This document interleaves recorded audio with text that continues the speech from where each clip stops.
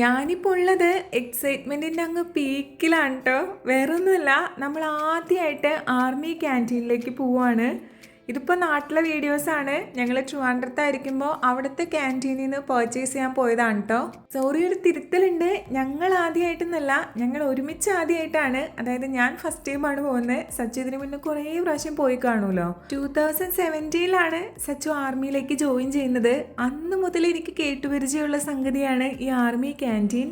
അപ്പോൾ ഇന്നാണ് സംഗതി ഒന്ന് കാണുന്നത്. ക്യാൻറ്റീൻ്റെ ഉൾഭാഗം ഞാൻ മനഃപൂർവ്വം ഷൂട്ട് ചെയ്യാതിരുന്നതാണ്. കാണിക്കണം എന്ന് എനിക്ക് ആഗ്രഹമൊക്കെ ഉണ്ടെങ്കിലും അതങ്ങനെ കംപ്ലീറ്റ്ലി കാണിക്കാൻ പറ്റാത്തത് കൊണ്ടാണ് കേട്ടോ ഞാൻ കാണിക്കാതിരിക്കുന്നത്. നമ്മൾ വെസ്റ്റ് ബംഗാളിലേക്ക് മൂവ് ചെയ്യുന്നതുകൊണ്ട് കുറേ ഹോം അപ്ലയൻസസ് നമ്മൾ ഇവിടുന്ന് വാങ്ങിച്ചിട്ടുണ്ടായിരുന്നു.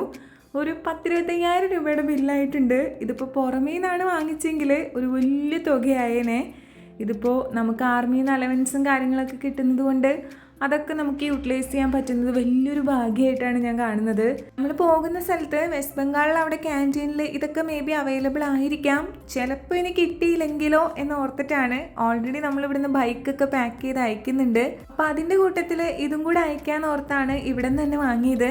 അപ്പോൾ ഇതെൻ്റെ ഫസ്റ്റ് ആർമി ക്യാൻറ്റീൻ വിസിറ്റ് ആയിരുന്നു. എനിക്ക് നല്ലൊരു എക്സ്പീരിയൻസ് തന്നെയായിരുന്നു കേട്ടോ.